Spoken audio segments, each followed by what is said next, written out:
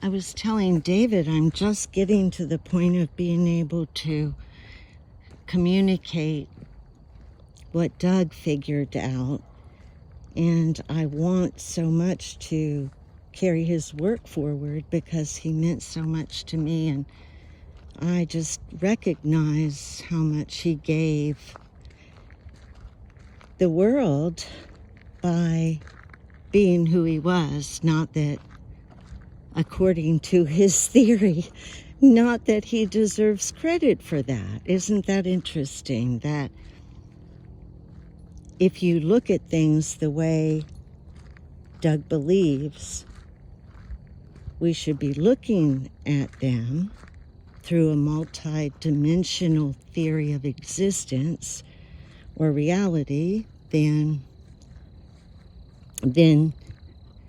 we can't take credit for anything because we've been pre-programmed, and by that same token, we aren't responsible for what we do because we've been pre-programmed. And who knows to what extent that is true, or can we even think in that context enough to figure anything out. But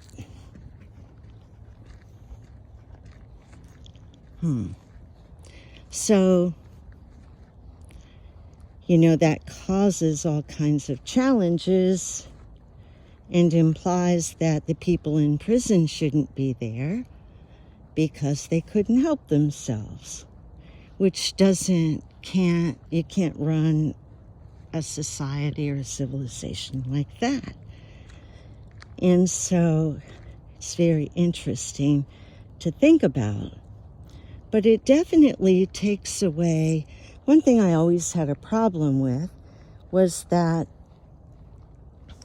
it seemed so unfair, and not that I ever really expected life to be fair, but it always bothered me that people that started out from royal blood or money or power or status or what have you, that there was no competition for them, and that in truth there is no competition for anyone because none of us can be stood side by side. In reality, we're all different. And yeah, we can compare and kind of sort based on, basics. But look at the way some people over in other countries, really, really poor areas, how they live and how difficult to get even to a place where you and I are. And we take this for granted and are always wanting more. So I guess the way Doug believes, and I'm not completely up to date on his latest work, but the way he believes, we are reincarnated. And so whatever we are doing or not doing leads to a reincarnation. So however much we learn about the universe and care for the universe and treat it as our, stewards of the universe. When we do that, then we've grown to that level of maturity when we quit warring with each other.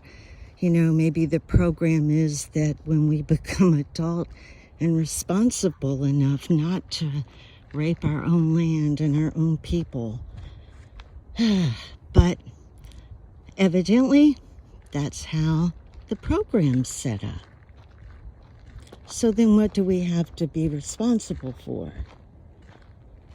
Just being ourselves. I guess being our best selves and appreciating and learning from everything around us that's natural, so that we can really appreciate the miracle of this land around us that's pretty unbelievable. Anyway, I'm getting there to where I can share Doug's work and how different it is to look at life from a perspective of being multidimensional. Doug believes that there are dimensions, obviously the four that we know of: length, width, depth, space and time. I don't know. Yeah. And that there's a fifth dimension that is a higher consciousness, and that many people are here in that dimension, and that we attain dimension by learning and growing, and I guess being grateful, and maybe even by staying in our own line and focusing on becoming authentic stewards of a great place and just setting an example. But Doug spent his entire life figuring all this out. And I was telling David today that I feel like it's my responsibility to carry his baton, not because I'm qualified at all. Obviously, I've been learning this for 3 years, and I'm still like, it's half of it's still difficult.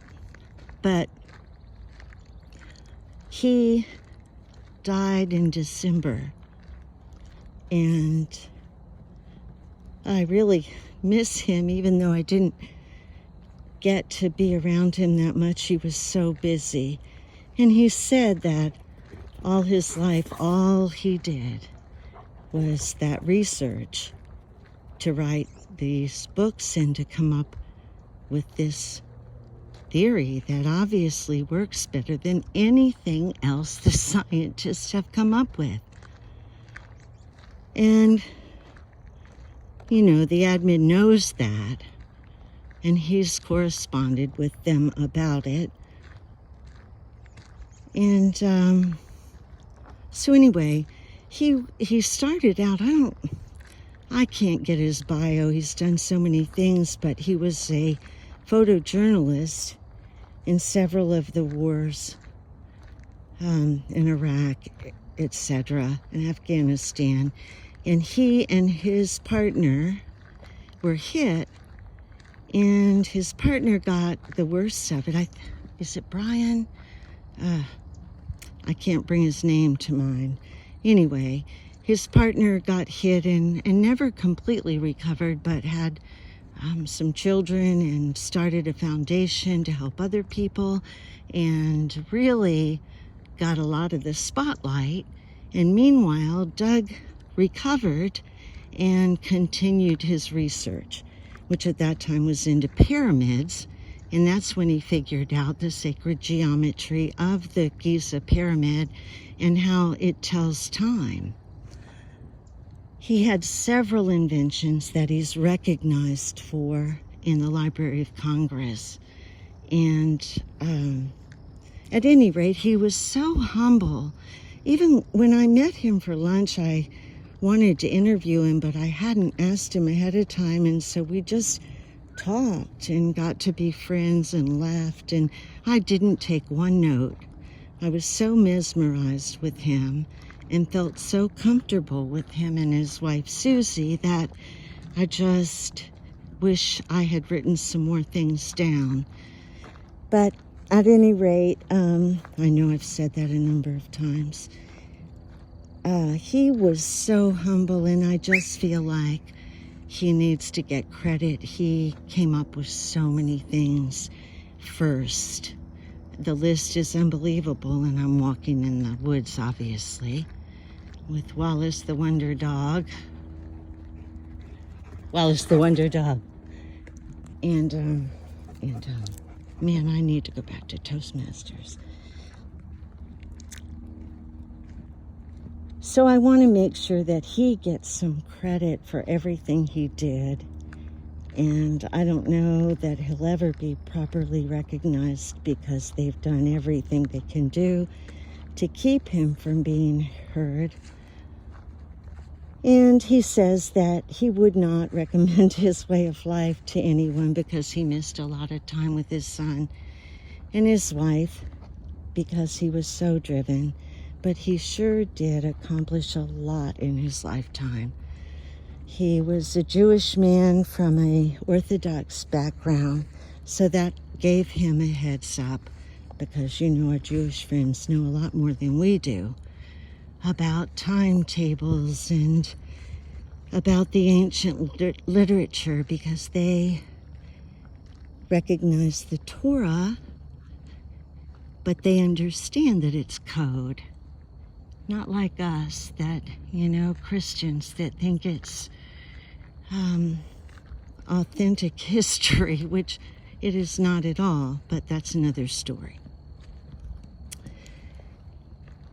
So the difference, what happened with Doug was he and his partner were talking one day and trying to figure out why they had not been able to figure out some answers to some scientific questions. And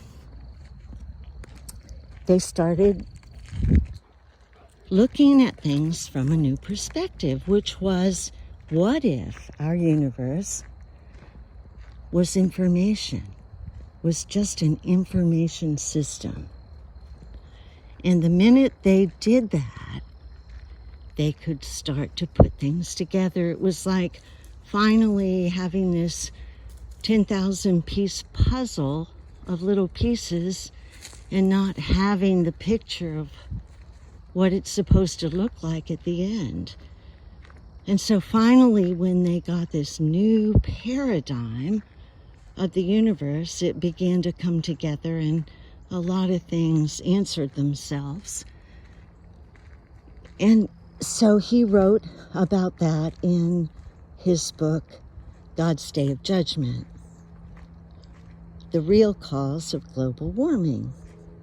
Along with what he accomplished was figuring out the code from Genesis or from the Old Testament, from the Torah, I guess, actually, and figuring out what was left at the cave by Abraham and why and how. And just to cut to the end real quick, it was an information system. So in other words, that might sound far-fetched, but think about this. If it were us and we had to leave the next civilization information, if we knew there would be a catastrophe and we knew that the universe was based on a cyclical nature, that things repeated. And that's not far-fetched because everything is cyclical. Our age, you know, a cycle of birth, everything cycles. Time, calendars, of course they're man-made, but the stars. So I lost my train of thought looking around here.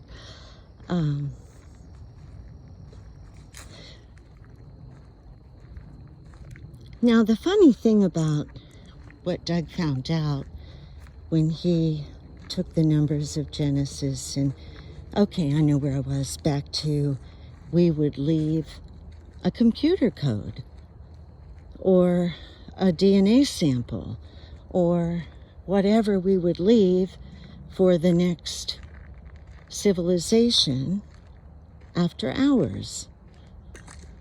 And we know that it's happened 5 times before, that there's, I guess there's proof of in fossils and different things. But not even to mention the scientific proof that confirms that our Earth goes through cycles, and people's DNA is changed from cycle to cycle.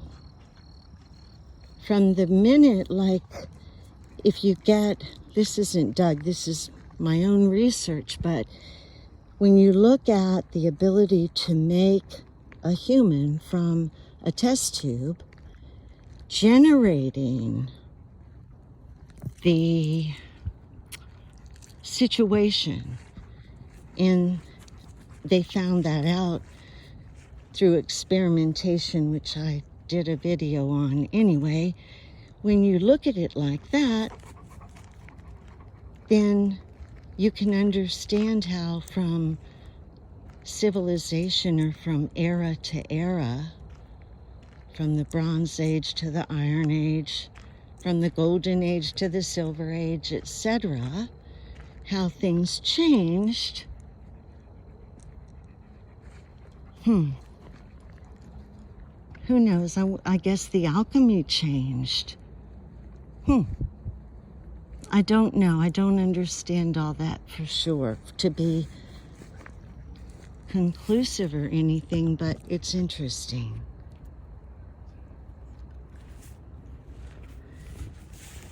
Let's see. Okay, I forgot where I was again. It's easier to talk and walk, but then I get sidetracked when I look at something pretty.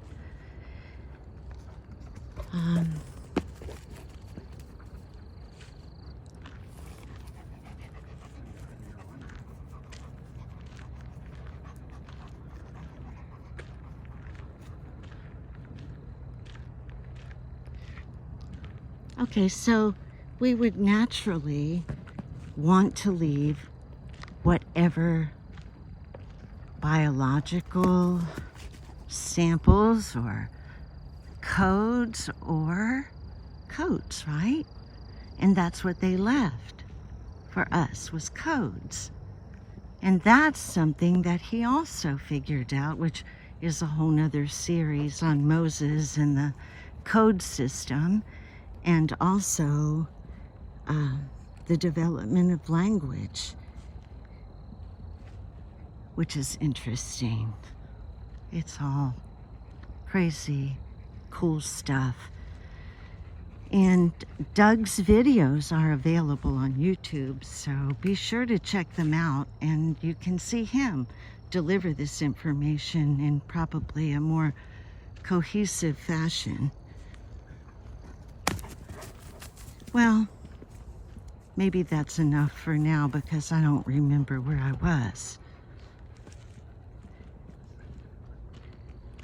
Over and out.